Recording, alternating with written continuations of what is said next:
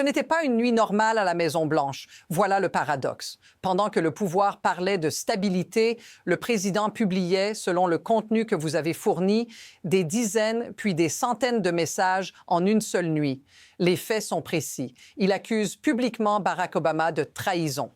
Il affirme que l'élection de 2020 a été volée, évoquant la CIA, la Chine et des outils nommés Hammer et Scorecard. Le même jour, des agents fédéraux se rendent au bureau électoral du comté de Fulton pour récupérer les bulletins de vote de 2020. Et maintenant, regardez ce que ça implique pour vous. Ce qui commence sur un écran finit toujours par produire des effets réels. Enquête, descente, décision irréversible. Ce que ces faits suggèrent, ce n'est pas seulement une tempête de messages, mais une accélération du pouvoir en action. Mais voici la partie que personne ne dit à voix haute. Ces messages et ces opérations se produisent au même moment. Et c'est précisément là que l'histoire bascule. Ce qui s'est passé cette nuit-là n'est pas un incident isolé. Les publications accusant une ancienne administration de trahison, les affirmations répétées sur une élection volée et l'intervention fédérale au bureau électoral de Fulton s'inscrivent dans une séquence plus large. Le contenu que vous avez fourni montre une journée entière rythmée par des messages, des accusations nommées, des lieux précis et des actions concrètes sur le terrain. Ce n'est pas un dérapage ponctuel, c'est un enchaînement. Et voici le cadre qu'il faut comprendre. Un président peut parler, poster, commenter. Mais lorsqu'en parallèle, des agences fédérales récupèrent des boîtes de bulletins de 2020 dans un entrepôt sécurisé, le récit change de niveau. On ne parle plus seulement de discours, mais de pouvoir exécutif en mouvement. Ce type de synchronisation transforme une affirmation en levier. Mais regardez bien ce qui manque. À aucun moment, selon ce contenu, il n'y a de reconnaissance des décisions judiciaires déjà rendues. Maintenant, posez-vous la vraie question. Que se passe-t-il quand un récit contesté devient une opération réelle? Voici l'affirmation centrale qui se dégage des faits. Les accusations ne sont pas restées vagues, elles ont été nommées, répétées et amplifiées. Le contenu montre Donald Trump écrivant que l'élection de 2020 a été volée, qu'elle aurait impliqué la CIA, la Chine et des outils appelés Hammer et Scorecard. Ce ne sont pas des allusions, ce sont des termes précis publiés publiquement par le président en exercice. Puis, presque sans pause, un autre fait intervient. Selon les propos rapportés sur place, un grand nombre d'agents fédéraux sont arrivés au centre électoral du comté de Fulton pour récupérer des boîtes de bulletins de 2020 avec des camions visibles sur le site. Ce n'est pas un débat télévisé, c'est une action physique, localisée, documentée. Maintenant, observez ce qui n'est pas dit. Aucune preuve nouvelle n'est mentionnée dans ces messages. Aucune décision judiciaire récente n'est citée. Et pourtant, l'action avance. C'est ici que le récit change de nature. Quand une accusation répétée devient une opération concrète, la frontière entre parole et pouvoir commence à disparaître. À partir de là, la dynamique s'intensifie rapidement. Le même jour, Donald Trump ne se contente pas de parler d'élection.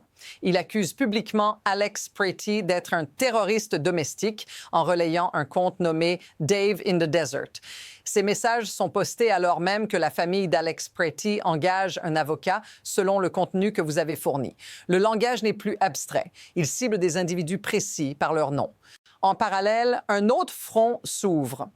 Dr. Oz est envoyé à Los Angeles et se rend dans une boulangerie arménienne, affirmant devant caméra que c'est ici que la fraude est commise, parlant de mafia et de mob russe arménien. Ce sont des scènes localisées, des propos prononcés sur place, pas des débats théoriques.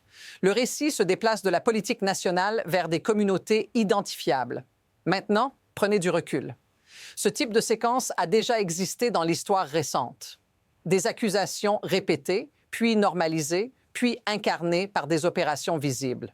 Ce qui surprend, c'est la vitesse à laquelle cela devient routinier. Des mots extrêmes, suivis d'actions extrêmes, présentés comme ordinaires. Voici maintenant l'élément qui rend la situation beaucoup plus grave. Après la descente au bureau électoral de Fulton, le président de la commission du comté déclare publiquement « Nous ne savons pas où les bulletins sont emmenés.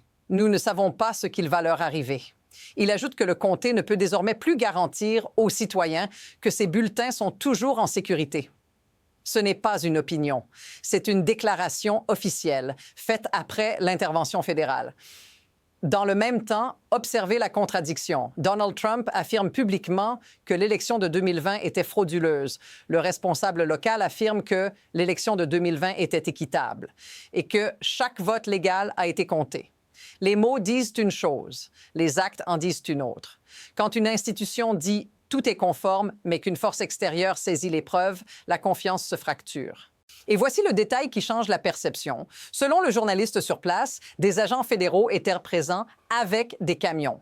Pas des observateurs, pas des auditeurs. Une extraction physique de matériel électoral. Maintenant, notez ce qui n'a toujours pas été présenté. Aucune nouvelle preuve publique justifiant cette opération. À ce stade, les événements ne s'enchaînent plus lentement. Ils se superposent.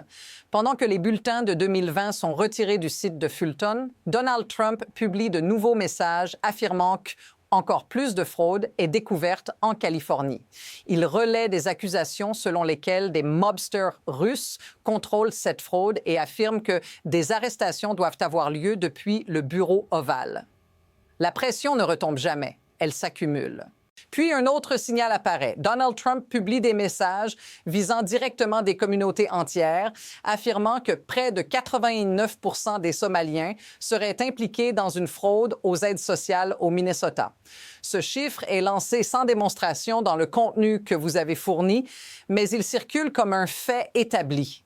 La vitesse de diffusion devient plus importante que la vérification.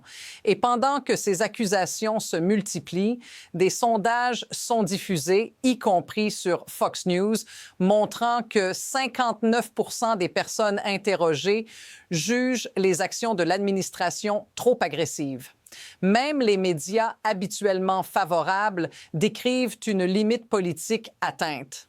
Les signaux d'alerte viennent de plusieurs directions à la fois. À ce moment-là, l'histoire cesse d'être abstraite. Elle commence à toucher directement la vie des gens ordinaires.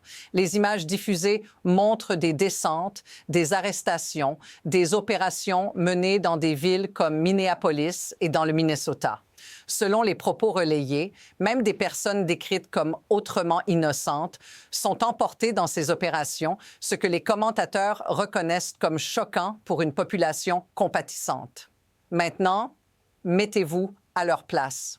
Vous voyez des agents dans la rue, des familles qui ne savent pas ce qui va arriver, des communautés pointées du doigt publiquement. Quand le pouvoir agit vite et parle fort, ce sont toujours des gens ordinaires qui absorbent le choc en premier, bien avant les tribunaux ou les élections suivantes. Et remarquez ce basculement. Ce n'est plus une question de parti ou d'idéologie.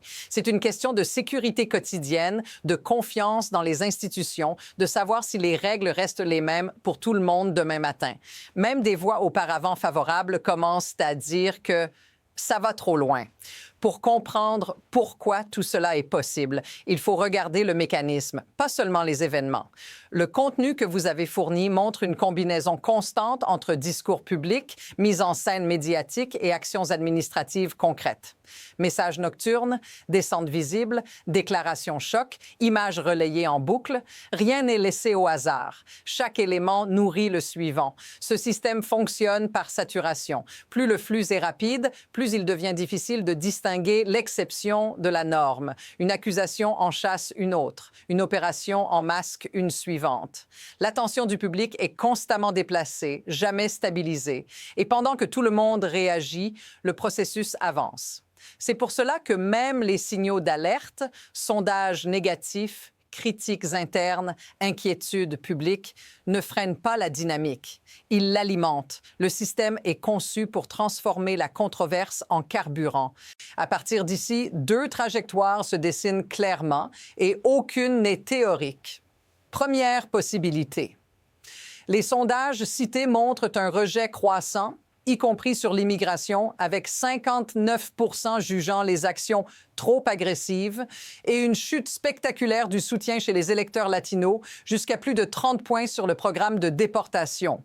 Si cette tendance se poursuit, la pression politique pourrait forcer un ralentissement, non pas par changement de cap moral, mais par calcul électoral. Mais voici l'autre trajectoire.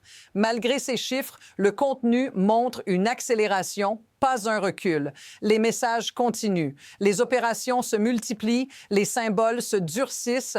Pendant que ces données circulent, Donald Trump met en avant des figures comme Nicki Minaj, lui accorde une gold card et transforme la loyauté politique en récompense publique.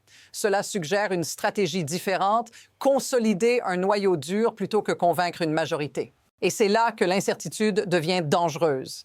Ces deux dynamiques avancent en même temps. Le rejet s'élargit, l'exécution se radicalise. Aucun signal clair ne montre laquelle va céder en premier.